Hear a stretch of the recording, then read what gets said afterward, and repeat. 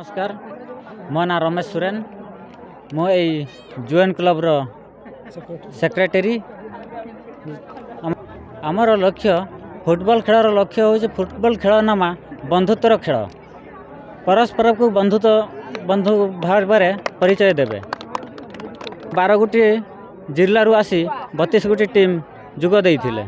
आमर प्राइज प्रथम प्राइज थिला 12,000 टंका, सेकेंड प्राइज थिला 10,000, थर्ड प्राइज 6,000, फोर्थ प्राइज अच्छी 4,000। प्रोग्राम रही संध्या बेले चलता संध्या 6टा ରୁ 10ଟା पर्यंत चालू रही 2 दिन धरी चली रही से डांस प्रोग्राम रही टिकी टिकी छुआ मैंने सब डांस प्रोग्राम देखौथिले। भी पुरस्कार रखाई पुरस्कार रखाई second prize 15,000, third prize 1,000। Gangaram Soren Padhiyaripuli ग्राम panchayat 12 number ward Andhari Sai. Eighty आमर 4 दिन धरी खेल होता आम जिला स्तर खेल होता। आज 12टा जिलार टीम आसते ये 32 गोटी टीम रु बर्तमान आमर 2टा टीम फाइनाल को रही लीला एफसी एवं जाजपुर। आम आमको सरकार किसी साहाय्य हेले फील्ड उन्नति हम फील्ड उन्नति हेले आगामी आहरी आम बर्तमान तो जिला ये खेल चली आम आगु को चाहूँ माने राज्य स्तर खेल करने आम किसी साहाय्य मिले फील्ड डेवलपमेंट रोड यही सबू ना से आम दुखित अच्छू।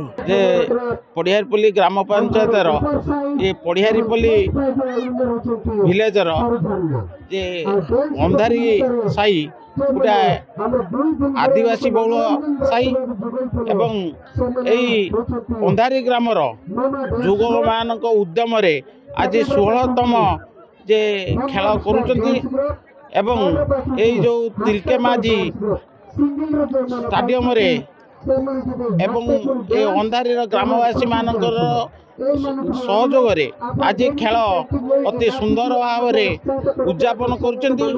मु अत्यंत खुशी अटे एवं ग्रामर युवक समूह एवं तांकर गाँव मुख्य मान को मु धन्यवाद देउछि। ये प्राय एटी पाखापाखि 12टी जिलार फुटबॉल खेलाड़ी प्रतिद्वंदिता करुँच एवं दीर्घ 4 दिन है खेल चालू रही एवं आज उद्यापन दिवस आज फाइनाल रे जे दुईटा जो टीम अति चित्तकर्षक भाव में खेल प्रदर्शन करिसेंती। तेणु लोक मैंने भल उपभोग करिसेंती एवं ए खेल पई मु ए ग्रामर युवक संघ को मु धन्यवाद दूँ।